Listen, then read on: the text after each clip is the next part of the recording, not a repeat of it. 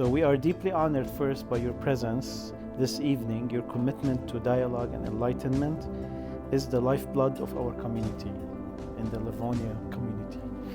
And we sincerely appreciate you joining us in this intimate setting.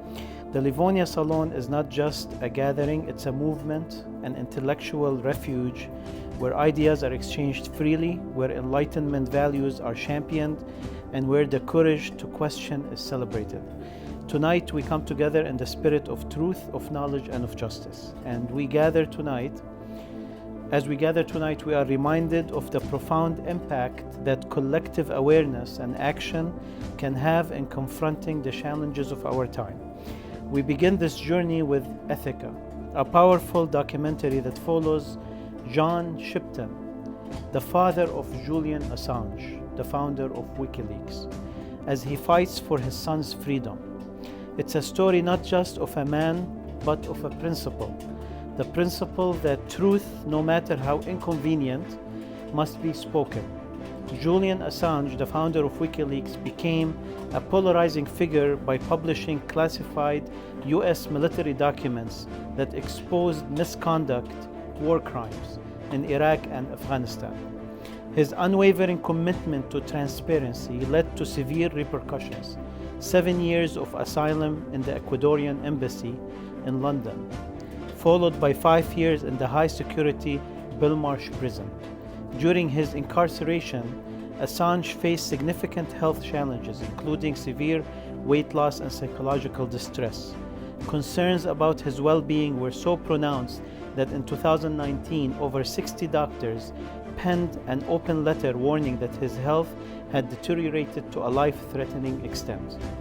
In June 2024, just last year, Assange entered a plea agreement in a US court, pleading guilty to 1 count under the Espionage Act.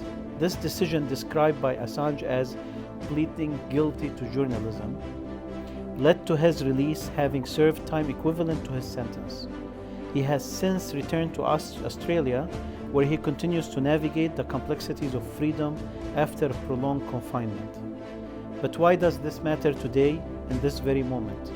Because we are witnessing in real time a war on truth. We watch as journalists, activists, and even ordinary citizens who dare to speak out against the Gaza genocide, for example, are silenced, smeared, and censored. The tools of suppression may evolve, but the goal remains the same: to keep us obedient, uninformed, and afraid. We reject that. The Gaza genocide stands as a stark testament to the consequence of silence and misinformation. In an era where truth is often the first casualty, platforms like WikiLeaks have sought to eliminate the shadows cast by power. Tonight, as we watch Ethica, I invite you to reflect not just on Assange's struggle, but on our own. What does it mean to live in an era where exposing a war crime is treated as worse than committing one? What responsibility do we bear in the fight of truth? And how can we as individuals and as a community push back against the forces of repression? After the film, we will open the floor for discussion.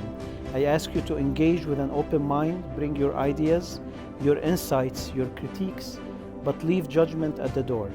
This is a space for thought, not dogma, and if this night moves you, don't let it end here. Share with what you've learned. Talk about it, post about it, invite others, because if truth is under siege, then defending it is an act of defiance.